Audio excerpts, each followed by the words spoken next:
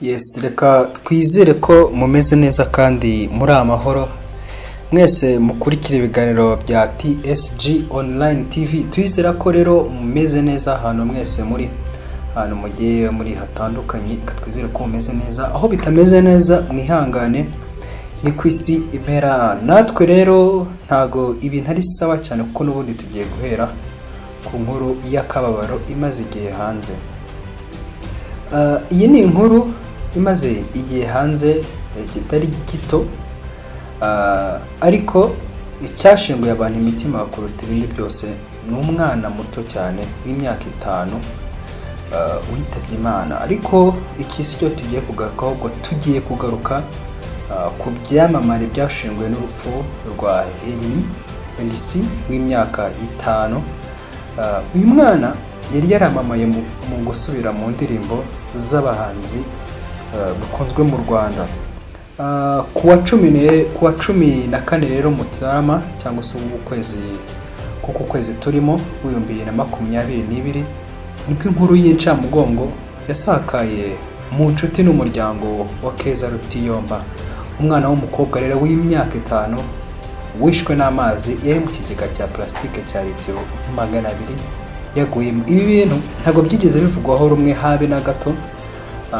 Nyuma y'uko rero iyo nkuru ibabaje isakaye, mu by'ukuri byagaragaye ko uyu mwana witabye Imana ari umwe mu bakundaga gusubiramo indirimbo z'abahanzi zasohotse, ariko bitewe n'uburyo yazisubiragamo kandi akazifata vuba bitewe n'ikigero cy'imyaka yari arimo, ibyo bintu byashavuje abantu. Umwana yakiri na muto kandi mu bigaragarira isura rwose karakana keza cyane. Uyu mwana rero yakomeje gukurura amarangamutima ya benshi, batangira kuvuga ko azavamo umuhanzi ndetse n'umuririmbyi ukomeye cyane, ko itari bimenyerewe ko umwana w'imyaka 5 akora ubugeni bumeze gutya. Abantu benshi rero batandukanye ku mbuga nkoranyambaga, barimo n'abazwi mu myidagaduro, abahanzi n'abandi bakurikirana hafi imbuga nkoranyambaga, bashenguwe n'urupfu, maze ntibatinya kugaragaza amarangamutima yabo uko bumva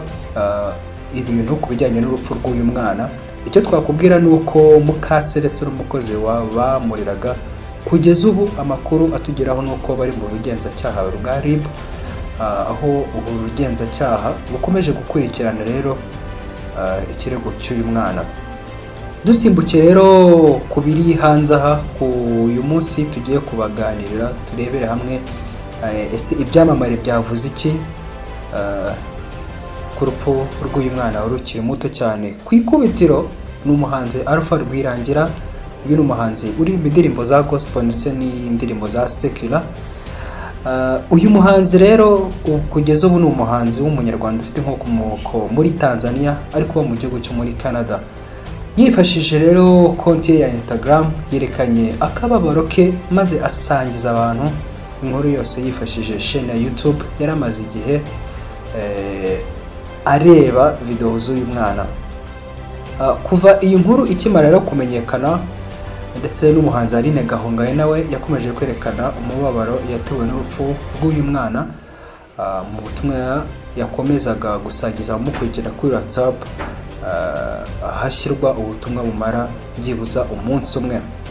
Nyuma y'ubwo butumwa, umuhanzi Aline Gahongayire werekanaga ko umubabaro kuri we ari mwinshi. Abinyujije kuri konti ye ya Instagram yatanzemo isomo agira ati: uzirinde kuba umugaragu w'urupfu kuko nawe uzarucamo. Ese wagize ngo ruzaguhema ubuzima?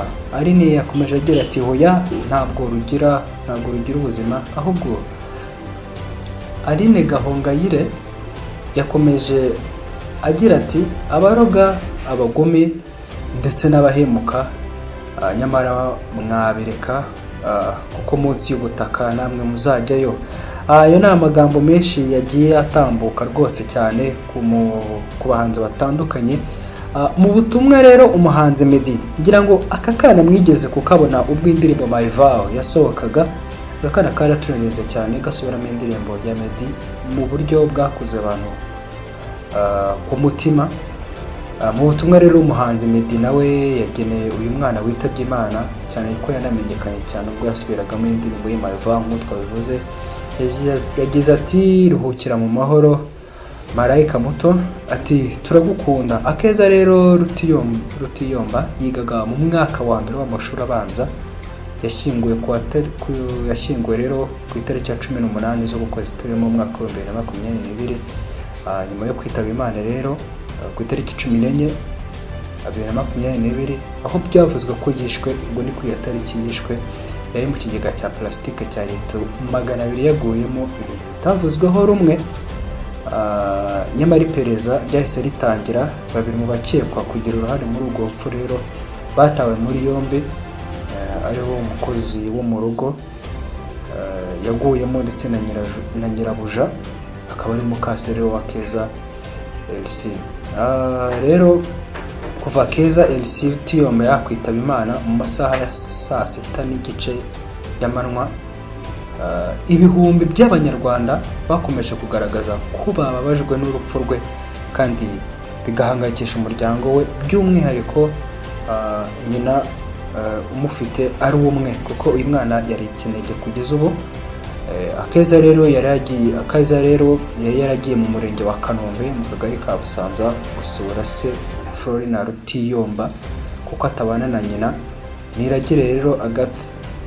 Ahubwo uyu rero Rutiyombya yari yarashakanye n'umugore wundi wa kabiri. Aha rero niho uyu mwana yaje kugwa muri urwo rugo rw'aba babyeyi. Twagira tuti rero umuryango ukomeze kwihangana. Dukomeje rero n'andi makuru rero yacu ya TSG Online TV, tuyakomereze ku makuru akomeye cyane. Aba bombi rero ivumbi ryongeye gutumuka hagati yabo. Hari iki rero hano hanze? Divorce ngo yarapfubye. Safi Madiba agiye gusohora indirimbo avugamo ko yakoze ubukwe igice.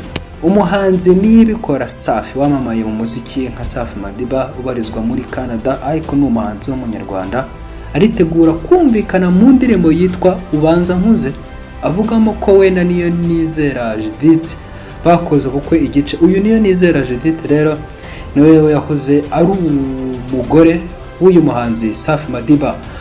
Amakuru agera kuri TSG Online TV avuga ko iyi ndirimbo ari ya producer Zizo Al Pacino.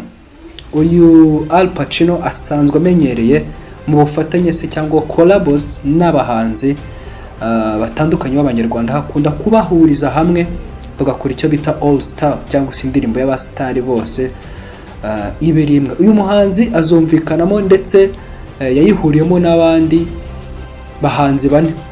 Iyi ndirimbo rero ngiye gusohoka mu gihe Safi Madiba aherutse kubwira abamukurikira ko adasiba kumva Judith amwita umugabo we kandi baratandukanye. Ati twaratandukanye ubu hagiye gushira imyaka 2, ubu nanjye mbibona kuriya mu itangazamakuru avuga ko tukiri kumwe kandi ibi bihabanye no kuri. Uyu muhanzi rero Safi Madiba ngo avuga yuko imyaka 2 ishize ashyize akadomo ku rukundo rwe na Judith, ariko Judith yakomeje kugenda agaragara mu bitangazamakuru bitandukanye, haba ku ma-interview, ku ma-televiziyo aho bamutumiraga. Iyo yajyaga gusobanurwa ku bya filime wenda yari amaze iminsi asohora, ntago na rimwe yajyaga asoza interview atabajijwe kuri umubano we na Safi Madiba. Bityo rero umugabo we yamaze igihe abihakanira kure ko atakiri umugabo we, akavuga ko yagerageje gushaka gatanya, ariko Judith yitambika mu mugambi we. Gusa Judith avuga ko atanze guha gatanya Safi, ahubwo ko uyu muhanzi yakoresheje amanyanga arimo no kwita ko ari umurwayi wo mu mutwe. Buriya ngo Safi yashatse gatanya kwa Judith akajya mu bushinjacyaha yita ko ari umurwayi wo mu mutwe, no kuvuga ko badaherukana kuvugana ndetse no guhura. Judith avuga ko ubwo yajyaga kureba umunyamategeko wa Safi Madiba yashatse ngo basinyanye gatanya, yabajijwe niba adaherukana kuvugana na Safi, araseka cyane maze yerekana amashusho yafashe mu minsi 3 ishize bahuye. uwo munyamategeko ngo yahise abwira bagenzi be guhagarika gatanya ndetse amenyesha Safi ko atiteguye kubatandukanya, amubwira gushaka undi munyamategeko. Ngo yabwiye Safi ko niba amaramaje muri gatanya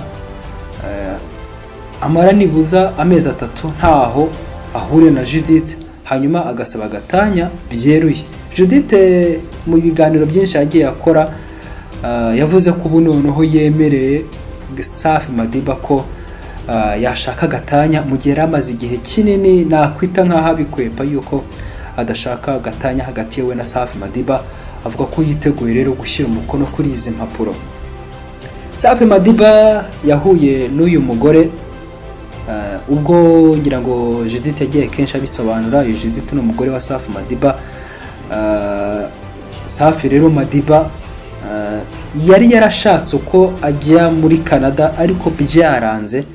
Uyu mugore rero wa Safi wahoze ari umugore wa Safi Madiba afite ubwenegihugu bw'Umunyakanada. Safi Madiba rero byinshi bivugwa yuko yashatse uko bishoboka kose kugira ngo agirane umubano na Judith kugira ngo agera muri icyo gihugu cyo muri Canada, kuko Safi Madiba yarakoze uko yashoboye kose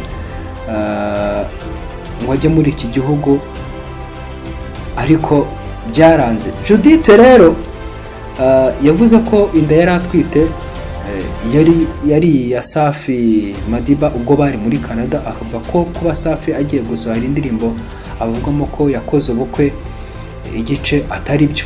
Judith yagize ati niba yarakoze ubukwe rero igice ubwo wenda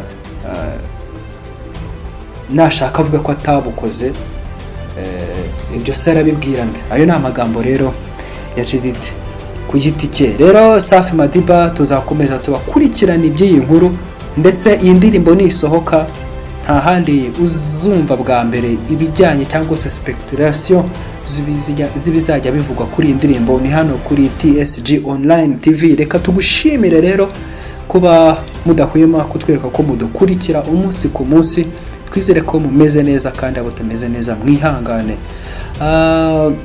Twizere rero ko muzajya mubana natwe mu biganiro byacu umunsi ku munsi ndetse nuko bwije nuko bukeye. Turabashimiye, mugire ibihe byiza. Njye nitwa One and Only. Hasta la vista.